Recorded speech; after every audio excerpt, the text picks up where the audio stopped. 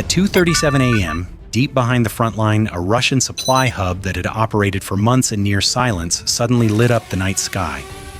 What began as a single flash turned into a chain reaction. One explosion, then another, then dozens more, each blast feeding the next. Satellite sensors later recorded heat signatures lasting over an hour, a clear sign of secondary detonations. This was not a frontline trench or an armored column under fire. This was the logistical heart that kept artillery firing, vehicles moving, and units supplied. Ukrainian missiles had reached far beyond the battlefield, striking where Russia least expected an attack. Within minutes, roads were closed, rail traffic halted, and emergency crews struggled to contain fires spreading across fuel and ammunition storage areas. If a war is sustained not by soldiers alone, but by what feeds them, what happens when that lifeline is cut in a single night?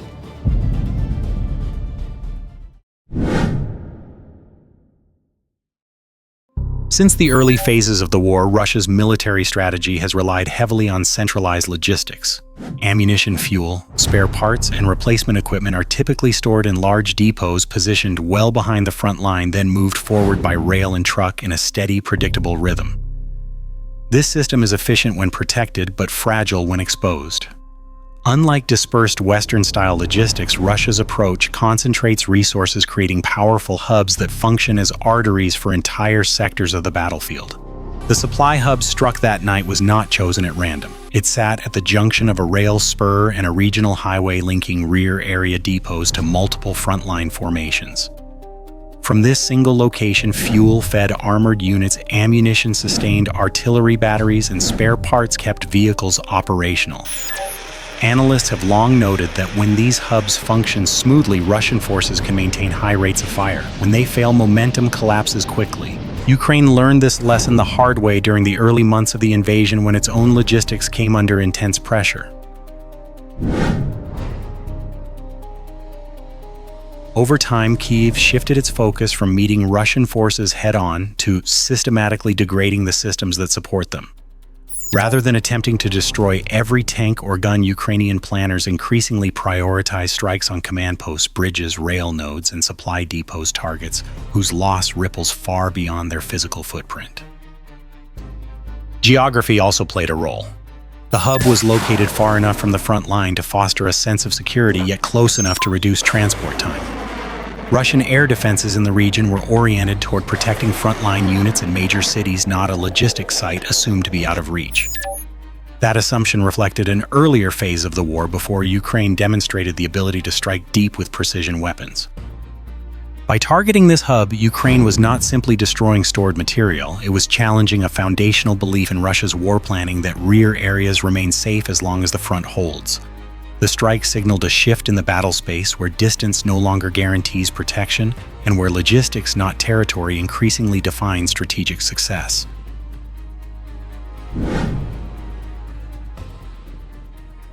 The strike was the result of weeks of quiet preparation, not a sudden decision made overnight. Long before the missiles were launched, Ukrainian intelligence officers had been studying patterns rather than targets. Satellite imagery revealed when trains arrived and departed, how long fuel tankers remained on site, and which storage areas were replenished most frequently. Over time, a clear rhythm emerged, a logistical heartbeat that indicated when the hub was most vulnerable.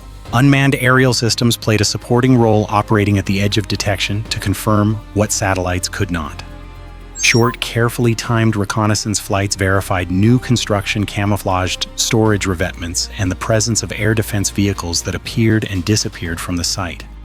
Analysts cross-referenced this data with intercepted communications and open-source indicators, building a layered picture of the hub's defenses and daily operations. Timing became critical. Ukrainian planners waited for a moment when the depot was near peak capacity, maximizing the potential impact of a successful strike. Weather forecasts were scrutinized as closely as enemy movements. Low cloud cover and limited visibility would reduce the effectiveness of visual tracking systems while complicating emergency response after impact. At the same time, planners needed stable conditions to ensure missile guidance remained accurate. Inside a secure operations room, the final decision hinged on risk. Every deep strike carries political and military consequences. A failed attack could expose capabilities or invite retaliation. A successful one could reshape the operational balance. Engineers reviewed flight profiles one last time, confirming terrain-following routes designed to minimize radar exposure.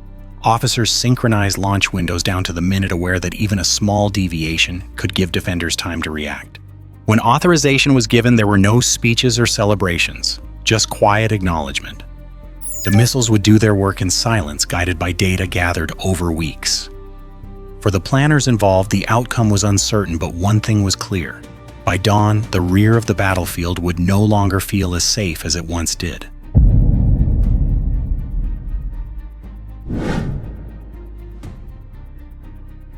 Shortly after midnight, the launch sequence began.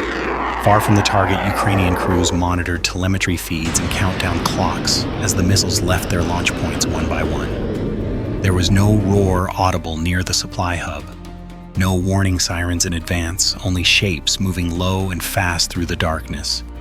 Flying at terrain-hugging altitude, the missiles followed pre-programmed routes designed to exploit gaps in radar coverage, skimming over fields, river valleys, and infrastructure corridors that blended into the background noise of civilian geography. Inside Russian Air Defense Command post, screens showed nothing unusual at first. The region had experienced sporadic drone activity before, and operators were accustomed to false contacts and fleeting returns. By the time anomalous tracks appeared, they were already compressed in time and distance. Alerts were raised, but confirmation lagged behind detection. This was the problem with defending rear area targets. Assumed to be low priority, reaction time mattered more than raw capability. The first missile struck the outer edge of the hub, punching through a storage area believed to contain fuel reserves. A bright flash lit the sky, followed by a deep, rolling shockwave. Seconds later, a second impact hit closer to the center of the complex. The effect was immediate and unmistakable. Flames spread rapidly, fed by ruptured tanks and ignited materials. Within moments, the initial blasts triggered secondary explosions, sharp concussive detonations that indicated ammunition cooking off inside storage bunkers. As fires intensified, the situation spiraled beyond control. Emergency crews attempted to respond, but were forced to keep their distance as additional detonations rocked the site. Rail lines leading into the hub were cut by debris and heat damage, while nearby roads were sealed off by security units, uncertain whether more strikes were coming. Above, the night sky pulsed with orange light visible from kilometers away. From Ukrainian monitoring stations, analysts watched infrared feeds register sustained heat signatures. This was the confirmation they were waiting for. A single contained explosion might suggest limited damage. What they observed instead was prolonged combustion, evidence that the strike had reached deeply into stored material. Each secondary blast multiplied the original effect, destroying assets that had taken months to stockpile. Inside Russian command channels, confusion set in. Reports conflicted. Some units claimed air defenses had intercepted incoming threats. Others reported catastrophic losses at the depot. The fog of war thickened as commanders struggled to assess what had been lost and what could still be salvaged. In the absence of clear information, precautionary measures followed. Nearby units were ordered to conserve ammunition, movements were delayed, and planned operations were quietly postponed. By the time the fires began to subside hours later, the damage was already done. What had been a critical node in the logistics network was now a smoldering complex of twisted metal and cratered storage areas. The missiles themselves were long gone, but their impact continued to ripple outward through supply schedules, operational planning, and the confidence of those who believed the rear was beyond reach. If a single precisely timed strike could generate this level of disruption, what did it reveal about the vulnerability of modern military logistics in a war defined by reach and precision?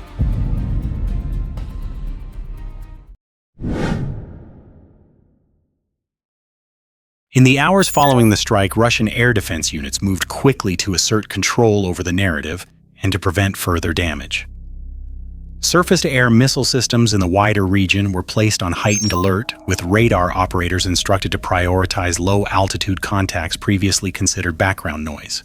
Mobile air defense assets were redeployed, creating a denser protective umbrella around remaining logistics sites and key infrastructure. Official statements soon followed. Russian defense authorities claimed that air defenses had intercepted the majority of incoming missiles, and that damage on the ground was limited. Such language was familiar, designed to project resilience and continuity. Yet these claims were increasingly difficult to reconcile with observable reality. Satellite imagery and thermal data released hours later showed extensive burn areas, collapsed storage structures, and scorch marks extending well beyond a single impact point.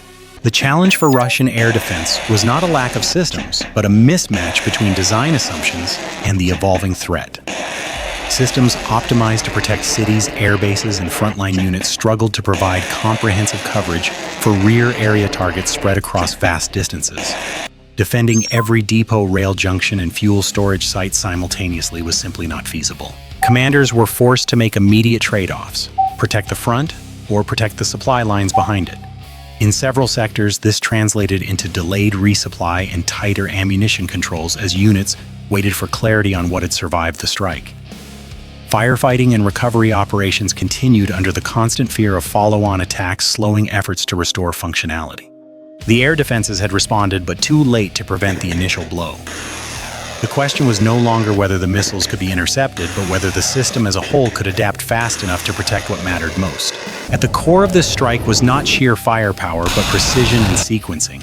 Modern long-range missiles are designed to exploit the weakest points in layered air defenses, combining low observability terrain following flight profiles and accurate terminal guidance. By flying at low altitude and adjusting their routes to natural features, the missiles reduced radar detection time to a narrow window, often measured in seconds rather than minutes. From a tactical standpoint, the choice of target amplified the effect of each missile. Supply hubs concentrate fuel, ammunition, and maintenance assets in confined areas. When struck, the damage is rarely linear.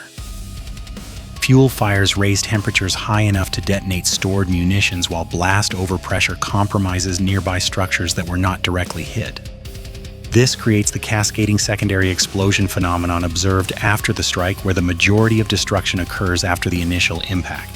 Cost asymmetry also played a decisive role. Even a high-end precision missile represents a fraction of the value stored in a major logistics hub. Months of accumulated ammunition, fuel reserves, spare parts, and specialized equipment can be lost in minutes. Replacing those assets is not just a matter of production, but of transportation and time to resources that become increasingly scarce under sustained pressure. Air defense systems, while technologically advanced, are optimized to protect priority points, not entire networks. A missile intercepted near a city or airbase is a tactical success, but protecting every rear area depot would require an unsustainable density of sensors, launchers, and crews. As a result, defenders must accept gaps that precision weapons are designed to find. The strike also highlighted a broader shift in modern warfare. Victory is no longer defined solely by territory seized or units destroyed. Instead, it is shaped by the ability to disrupt systems, logistics, command, and tempo. When supply flows slow, artillery fires decrease. When fuel is scarce, maneuver stalls. A single well-planned strike can therefore impose operational costs far exceeding its immediate physical damage. This is the emerging logic of precision warfare, where timing, intelligence, and target selection matter more than mass, and once demonstrated, such vulnerabilities cannot be unseen. The immediate effects of the strike became visible within days. Russian units operating in sectors supported by the destroyed hub began to experience delays in resupply, particularly in ammunition and fuel. Artillery fire rates, which depend on steady logistical throughput, were reportedly adjusted downward as commanders shifted to conservation mode. Planned movements were postponed not because of enemy pressure at the front, but because the rear could no longer keep pace. In the short term, Russia was forced to reroute supply lines. This meant longer transport distances, increased fuel consumption, and greater exposure to interdiction along secondary routes. Each additional kilometer added friction to an already strained system. What had been a relatively efficient pipeline now became a series of vulnerable links, each requiring protection and coordination. The longer-term consequences extended beyond the battlefield. For Ukraine's partners, the strike reinforced the strategic value of precision weapons used against high-impact targets. It demonstrated that limited numbers of long-range systems, when paired with accurate intelligence, could generate outsized effects. This assessment fed directly into ongoing debates about range restrictions, target selection, and escalation management. For Russia, the attack underscored a growing dilemma. Dispersing logistics reduces vulnerability, but increases complexity and cost. Concentrating supplies improves efficiency but invites catastrophic loss. Neither option offers a perfect solution, especially under constant surveillance. Perhaps most importantly, the strike altered perceptions of depth and safety. Rear areas, once considered relatively secure, were now part of the active battle space. Commanders had to plan not just for what lay ahead, but for what could be struck behind them. In a war increasingly defined by reach, the distance between front and rear was shrinking fast. The strike on the Russian supply hub was not defined by the size of the explosion alone, but by what it revealed about modern warfare. A handful of precision-guided missiles guided by intelligence and timing achieved what large-scale assaults often fail to deliver: a decisive disruption of the enemy's ability to fight. No ground was seized, no front line breached, yet the operational impact was immediate and far-reaching. This event illustrated a fundamental shift. Wars are no longer decided solely where soldiers meet, but where systems intersect.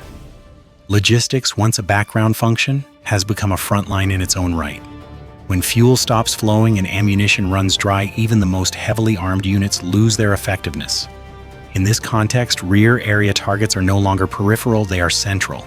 For military planners worldwide, the implications are sobering. Protecting every critical node is impractical, yet leaving them exposed invites paralysis. The balance between efficiency and resilience is becoming harder to manage as precision weapons grow more accessible and intelligence becomes more transparent. What once required air superiority in mass now demands only reach data and patience. For observers, the lesson is equally clear. The most consequential moments of a war may unfold far from the cameras in places few people ever see: rail yards, fuel depots, and storage facilities whose names never make headlines. Yet their destruction can shape campaigns and alter trajectories. As conflicts continue to evolve, understanding these dynamics matters more than ever. Because in the wars of today and tomorrow, the battle is not just about who advances, but about who can keep moving at all. Bye for now.